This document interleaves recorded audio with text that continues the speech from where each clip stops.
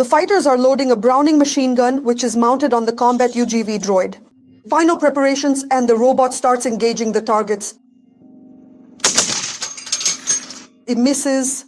Adjustment is needed. Hold that down there too. I'll try to fire now to see where we need to go, up or down. The second attempt is more successful.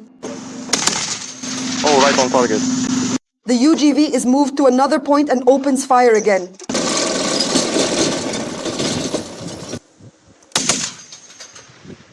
The operators practice firing at targets at different distances to improve accuracy. When we arrive at the positions, our eyes are our cameras.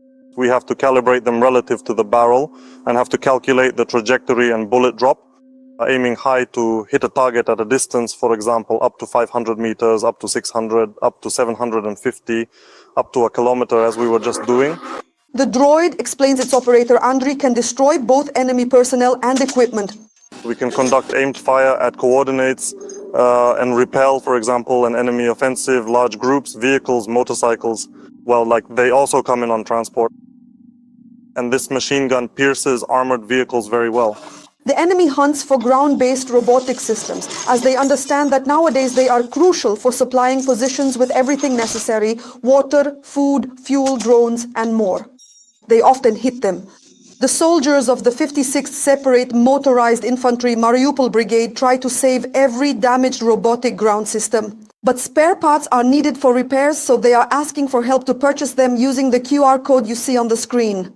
First and foremost, Starlinks, then circuit boards, a lot of cameras. We've already had more than one robotic ground system, let's say, hit. That is, we dismantled them, pulled them out, and we're sort of rebuilding these robotic ground systems, and then they continue to work.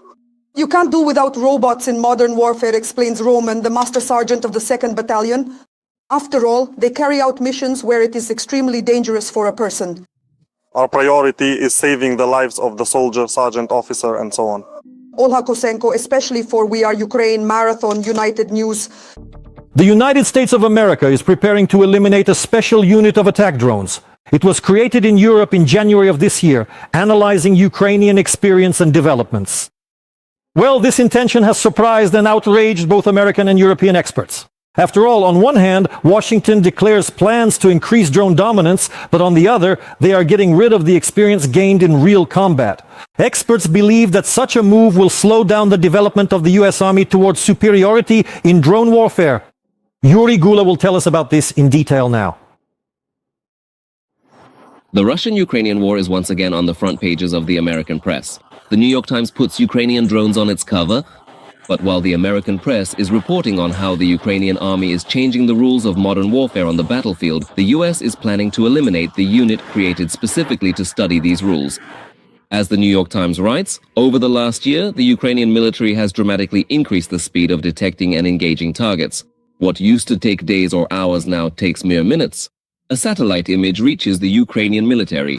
They find the target, launch a drone, strike, and almost immediately verify the result of their strike. One of the military experts cited by the publication calls this instantaneous result a revolution in military technology.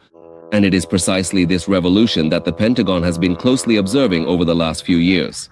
One of the American brigades in Europe has been assembling attack drones itself for over a year and testing them against moving targets.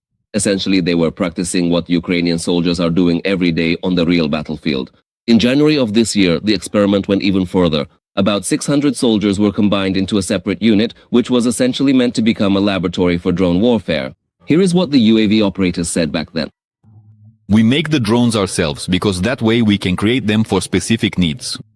The United States Army simply needs more practice in the combat use of FPV drones. The Americans learned from their own experience that there is still work to be done. During exercises in Germany a few months ago, Ukrainian drone operators effectively wiped out an American armored brigade. But now, the special unit of strike UAVs, which was supposed to help the US Army close the gap on the battlefield, has been decided to be disbanded. According to the Wall Street Journal, this decision is being pushed by the acting Chief of Staff of the Army, General Christopher Laniv. The publication describes his approach briefly: back to basics.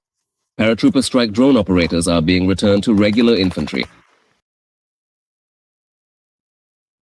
Such a spontaneous decision has drawn criticism from American experts. According to them, in the drone war, the United States is currently not ahead at all. They are playing catch-up. After all, drones have become one of the key tools of modern warfare over these years, both in the Russian-Ukrainian war and in the Middle East. The United States is lagging behind by several generations. Our army is still largely geared toward traditional wars, while Ukraine has already shifted to relatively cheap and effective unmanned systems. We haven't modernized our army enough, so we will be playing catch-up for a long time. For months, this administration rejected the proposal to help Ukraine. This is madness. We should have been begging Ukraine ourselves. But it seems that in Washington, the right hand doesn't always know what the left is doing. The army is shutting down a drone unit, while the White House is calling for drone dominance to be ramped up as quickly as possible. The other day, several dozen American drone manufacturers were gathered here. The Pentagon set them a highly ambitious task, not just to catch up with competitors, but to dominate in the drone sphere. The United States, frankly speaking, is sometimes its own worst enemy. Not when it comes to innovation. In that, America is strong. The problem lies in how and when these innovations are implemented. Words and decisions in Washington are currently moving in different directions. On one hand, they proclaim a course toward drone dominance and try to learn about this new type of warfare, but on the other, they are transferring those who were trained specifically for such warfare into regular infantry. And what still remains a war of the future for Americans and the Pentagon has long since become a reality for Ukrainians.